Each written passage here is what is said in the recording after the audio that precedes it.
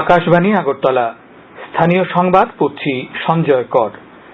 এখনকার বিশেষ বিশেষ খবর হল, রাজ্যে জাতীয় সড়কের উন্নয়নে 9টি প্রকল্পের আনুষ্ঠানিক শিলান্যাস।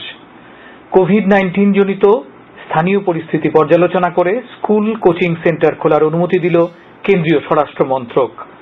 রাজ্য সরকার চিকিৎসা পরিষেবার উন্নয়নে দায়বদ্ধ এবং তাকে জনমুখী করতে সর্বদা প্রয়াস চালিয়ে যাচ্ছে বললেন মুখ্যমন্ত্রী। দেশে কোভিড-19 সুস্থতার হার 90.62% ছাড়িয়ে গেল। কেন্দ্রীয় মহাসড়ক মন্ত্রী নীতিন গডকরি আজ ত্রিপুরার 9টি জাতীয় সড়ক প্রকল্পের শিলান্যাস করেন। মোট 262 কিলোমিটার দীর্ঘ 2,752 কোটি টাকার এই প্রকল্পের ভার্চুয়াল অর্থাৎ ভিডিও কনফারেন্সের মাধ্যমে শিলান্যাস করেন কেন্দ্রীয় মহাসড়ক মন্ত্রী নীতিন গডকরি। ভিডিও কনফারেন্সের এই অনুষ্ঠানে উপস্থিত ছিলেন মুখ্যমন্ত্রী বিপ্লব কুমার দেব, ডোনার মন্ত্রী ডাক্তার জিতেন্দ্র সিং, কেন্দ্রীয় সড়ক পরিবহন মন্ত্রী অবসরপ্রাপ্ত জেনারেল ভি.কে. সিং সহ অন্যান্যরা।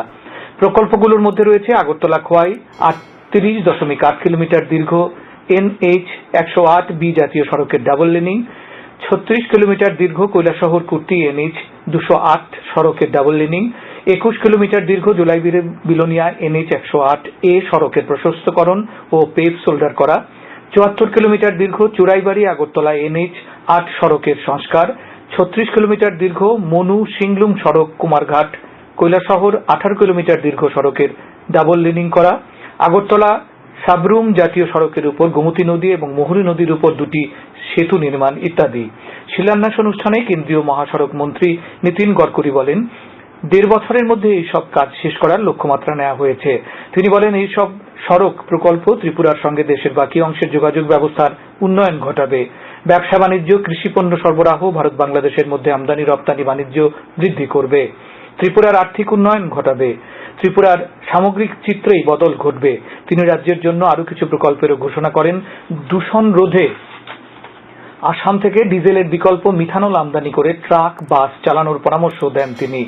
আগরতলার মহাকরণে ভিডিও কনফারেন্সের এই অনুষ্ঠানে মুখ্যমন্ত্রী বিপ্লব কুমার দেব কেন্দ্রীয় মহাসড়ক মন্ত্রী নীতিন গডকরির প্রতি কৃতজ্ঞতা প্রকাশ করে রাজ্যের উন্নয়নে তার অবদানের প্রশংসা করেন। পরে সাংবাদিকদের কাছে মুখ্যমন্ত্রী বলেন, কেন্দ্রীয় মন্ত্রী নীতিন গডকরি ত্রিপুরার জন্য আরো 7,552 কোটি টাকার প্রকল্প মঞ্জুরির কথা ঘোষণা করেন। মুখ্যমন্ত্রী বলেন, সড়কের জন্য জাইকা প্রকল্পে 900 কোটি টাকা মঞ্জুরির দাবি জানিয়েছিলাম, তার চাইতে অনেক বেশি পাওয়া গেল। মিথানল ব্যবহার নিয়ে মুখ্যমন্ত্রী বলেন, ত্রিপুরাকে প্রথম সিএনজি রাজ্য হিসেবে ঘোষণার উদ্যোগ নেওয়া হয়েছে। সিএনজি না মিথানল কোনটি সুবিধাজনক তা নিয়ে নিশ্চয়ই আলোচনা করা হবে। মুখ্যমন্ত্রী বলেন,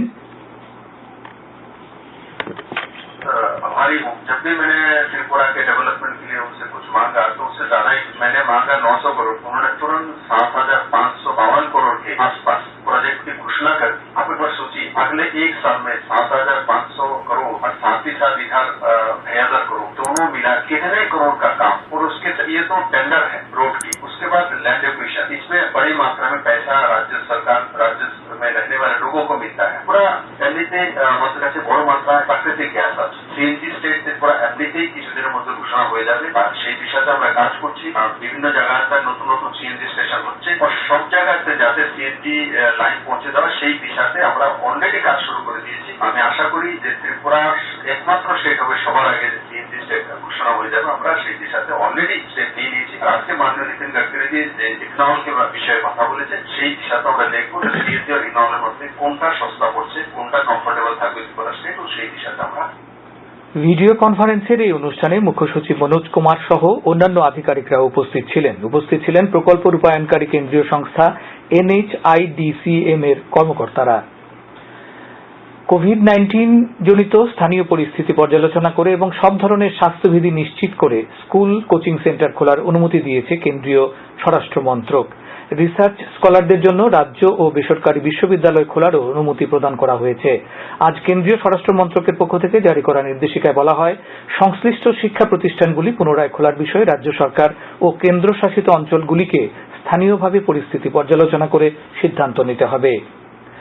রাজ্য সরকার চিকিৎসা পরিষেবার উন্নয়নে দায়বদ্ধ এবং তাকে জনমুখী করতে সর্বদা প্রয়াস চালিয়ে যাচ্ছে। বেকার চিকিৎসকদের বিষয়ে সরকারের ভাবনা চিন্তা রয়েছে। এ বিষয়ে অহেতুক উৎকণ্ঠার কোনো কারণ নেই। মুখ্যমন্ত্রী বিপ্লব কুমার দেব রাজ্যের বিরোধী দলনেতা মানিক সরকারকে লেখা এক চিঠিতে একথা উল্লেখ করেন। চিঠিতে মুখ্যমন্ত্রী জানান, রাজ্য সরকার কোভিড পরিস্থিতিতে মোকাবেলায় যথেষ্ট আন্তরিক এবং প্রতিনিয়ত পরিস্থিতির উপর নজর রেখে সময়োপযোগী পদক্ষেপ নেওয়ার ফলেই অনেকটা সুবিধাজনক অবস্থায় আসা সম্ভব হয়েছে।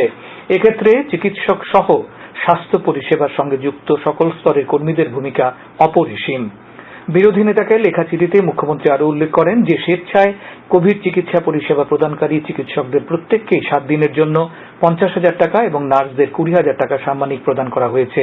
ইতিমধ্যেই তাদের প্রাপ্য সাম্মানিক মিটিয়ে দেওয়া হয়েছে, কিন্তু দেখা গেছে স্বেচ্ছায় চিকিৎসা পরিষেবা প্রদানের ক্ষেত্রে সরাসরি সুযোগ থাকলেও অধিকাংশ চিকিৎসকই সেই সুযোগ গ্রহণ করেননি।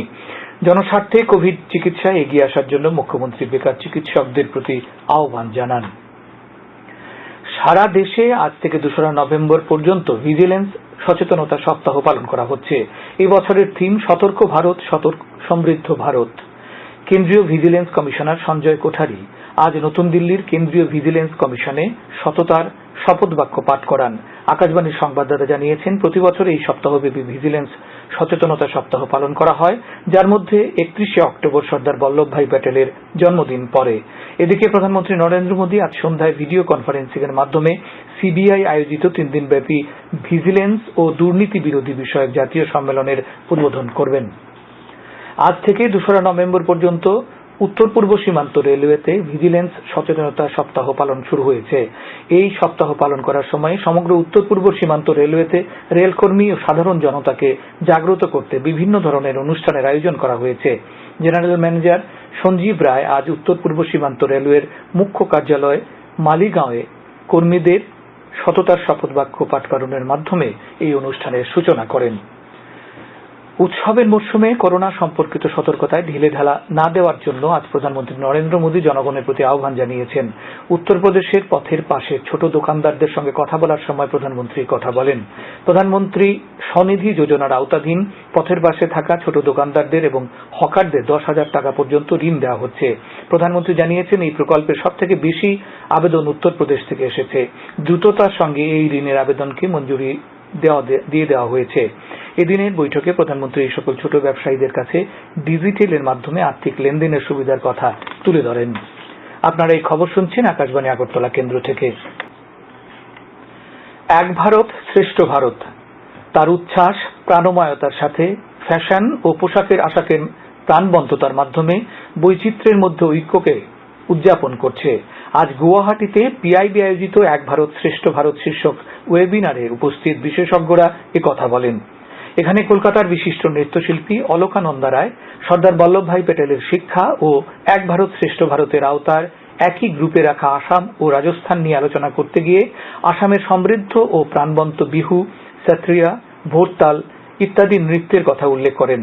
দিল্লি হাইকোর্টের আইনজীবী আব্দুর রহমান মল্লিক ভারতের সংবিধানের উল্লেখ করে বলেন, খাদ্য উৎসব, জাতীয় সংহতি দিবস, একতা দৌড়, লোসার উৎসব, দীপোৎসব এবং তাওয়াং উৎসব এক ভারত শ্রেষ্ঠ ভারতের বৈশিষ্ট্য ও মূল সুরকে তুলে ধরে। ফ্যাশন জগতের একজন উদ্যোগী অনিতা দত্ত বলেন, আসামের মুগা, সিল্ক, শাড়ি, মেখলা ও অন্যান্য পোশাক তৈরিতে ব্যবহৃত হচ্ছে। অপর এক উদ্যোগী 2019 সালের মিসেস ইন্ডিয়া ইস্ট আইএবি স্বাগতা পাল আসামের সম্মানজনক গামছা ও জাপির কথা বলেন। তিনি বলেন, রাজস্থানের বিপুল ঐতিহ্যময় সংস্কৃতি ও পরম্পরা এক ভারত শ্রেষ্ঠ ভারতের জীবনধারার গুরুত্ব বিষয়ে শিক্ষা দেয়।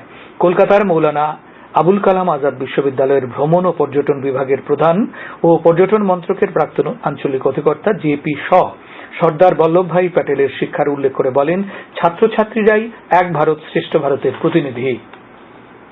অন্যান্যদের মধ্যে সরোদবাদক ময়ূখ গঙ্গোপাধ্যায়, শিল্পী দেবাশিস ধারা, ত্রিপুরা বিশ্ববিদ্যালয়ের সাংবাদিকতা ও যোগাযোগ বিভাগের প্রধান সুনীল কলই বক্তব্য রাখেন। আকাশবাণী এবং দূরদর্শনের বরিষ্ঠ আধিকারিকরাও ওয়েবিনারে উপস্থিত ছিলেন। ওয়েবিনারটি পরিচালনা করেন পিআইবি গুয়াহাটির যুগ্ম অধিকর্তা সম্রাট বন্দ্যোপাধ্যায়। দেশে কোভিড-19 সুস্থতার হার 90.62% ছাড়িয়ে গেছে। বিগত 24 ঘন্টায় 63,000 কোভিড আক্রান্ত রোগী সুস্থ হয়েছেন। কেন্দ্রীয় স্বাস্থ্য মন্ত্রক জানিয়েছে, দেশে বর্তমানে মোট সুস্থতার সংখ্যা 72 লক্ষেরও বেশি। বর্তমানে দেশে মোট সক্রিয় কোভিড আক্রান্তের সংখ্যা 6,25,000। গত 24 ঘন্টায় নতুন কোভিড আক্রান্ত রোগীর সংখ্যা 36,469 জন। গত 24 ঘন্টায় মৃতের সংখ্যা 488 জন। গতকাল সারাদিন 9,58,000 স্যাম্পল টেস্ট করা হয়েছে। এখন পর্যন্ত মোট স্যাম্পল টেস্ট 10,44,000 ছাড়িয়ে গেছে। উৎসবের দিনগুলোতে আরো বেশি করে স্বাস্থ্যবিধি মেনে চলার পরামর্শ দিচ্ছেন সমাজের বিশিষ্টজনেরা। নাট্যশিল্পী রবীন্দ্র ভট্টাচার্য আকাশবাণীকে দেওয়া এক সাক্ষাৎকারে বলেন, আমাদের সামনে এখন ভয়াবহ পরিস্থিতি, সারা বিশ্বের আতঙ্ক, করোনা ভাইরাস। এই আতঙ্ক আমাদের স্পর্শ না করতে পারে। আমরা যদি নিজেরা সতর্ক থাকি, সচেতন থাকি, প্রত্যেকে যদি মাস্ক ব্যবহার করি, যদি সোশ্যাল ডিস্টেন্স মেনটেন করি, এড়িয়ে চলি, তাহলে করোনা আমাদের কিছু করতে পারবে না। রাজ্যের সব জেলায় শান্তিপূর্ণভাবে প্রতিমা নিরঞ্জন চলছে। কোথাও কোনো অপ্রীতিকর ঘটনার খবর নেই। গতকাল থেকে আজ বেলা 2টো পর্যন্ত 1524টি প্রতিমা বিসর্জন দেওয়া হয়েছে। আরো প্রায় 9 শতাধিক প্রতিমা বিসর্জনের অপেক্ষায় রয়েছে। আগামীকাল পর্যন্ত সব প্রতিমা বিসর্জন দেওয়ার উদ্যোগ নেওয়া হয়েছে। কেবলমাত্র 59টি জেলায় প্রতিমা নিরঞ্জন শেষ হয়েছে। পশ্চিম জেলায় 895টি পুজোর মধ্যে এখন পর্যন্ত 514টি প্রতিমা বিসর্জন দেওয়া হয়েছে। কৈলাসহরের প্রত্নভূমি ঊনকোটির নাট মন্দিরের পাশ থেকে আজ দুপুরে এক ব্যক্তির মৃতদেহ উদ্ধার করেছে পুলিশ। মৃতদেহে আঘাতের চিহ্ন ছিল। নিহতের নাম বীর সিং গৌর, বয়স 40 বছর, বাড়ি ধর্মনগর মহকুমার হাফলং এলাকায়। নিহত ব্যক্তি ঊনকোটিতে সাফাইয়ের কাজ করত। কৈলাসহরের এসডিপিও ডক্টর চন্দন সাহা জানান, এই ঘটনায় দুজনকে গ্রেপ্তার করেছে পুলিশ। তাদের টানা জিজ্ঞাসাবাদ করা হচ্ছে।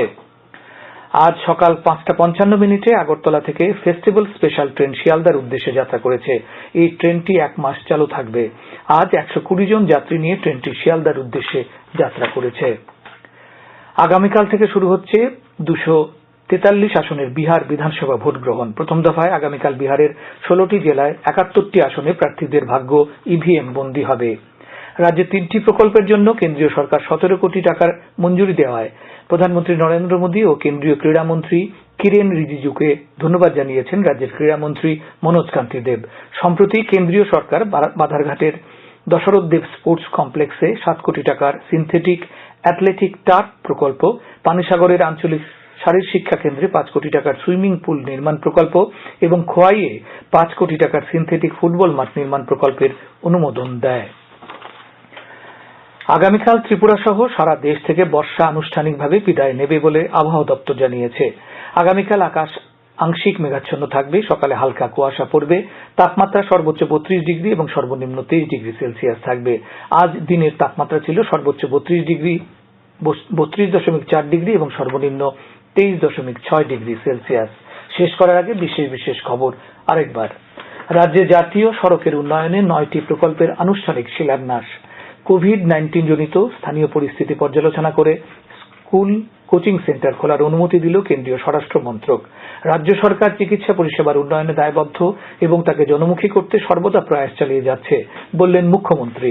দেশে কোভিড-19 সুস্থতার হার 90.62% ছাড়িয়ে গেল। স্থানীয় সংবাদ আজকের মতো শেষ হলো।